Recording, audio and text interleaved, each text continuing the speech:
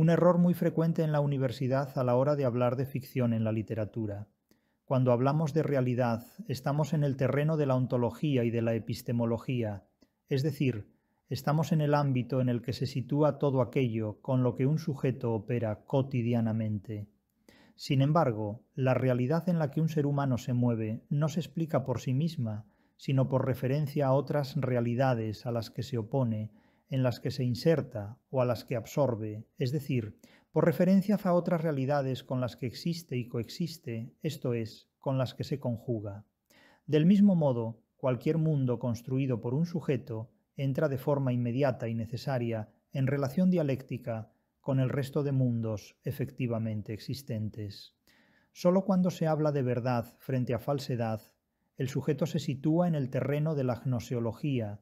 como teoría del conocimiento basada en la oposición materia-forma frente a la epistemología que se articula sobre la dialéctica objeto-sujeto.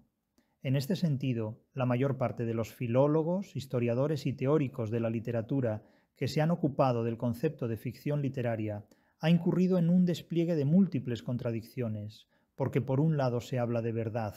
que es cuestión gnoseológica,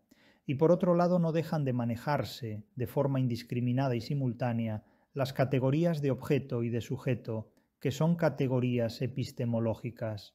La crítica de la razón literaria considera por separado cada uno de estos dominios o espacios, ontología, epistemología y gnoseología, discrimina entre adecuacionismo, descriptivismo y teoreticismo, y postula una teoría constructivista de acuerdo con la cual la realidad de la que brota y de la que forma parte la ficción literaria es una construcción humana, manipulada, organizada y ejecutada por la praxis de sujetos operatorios, corpóreos, y cuya delimitación como idea es previa a cualquier idea necesariamente posterior que pueda formularse sobre la ficción en literatura, en matemática o en termodinámica.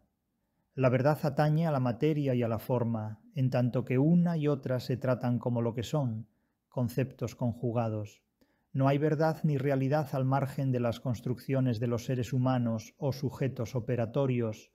Las ciencias, de hecho, no son sino construcciones operatorias, constitutivas del mundo y constituidas desde el mundo. Por todas estas razones, y como trataré de exponer en estas páginas, no tiene sentido, porque no es riguroso ni racional en nuestro mundo contemporáneo, desde el momento en que el saber de las ciencias categoriales no lo autoriza, hablar de verosimilitud en términos de adecuación, términos aristotélicos, a una realidad que, como la propia ficción, es también una construcción. En consecuencia, el concepto de ficción literaria ha de redefinirse por completo. Habrá que moverse en términos de ontología, ni siquiera en términos de gnoseología, y desde luego de ninguna manera en términos de epistemología.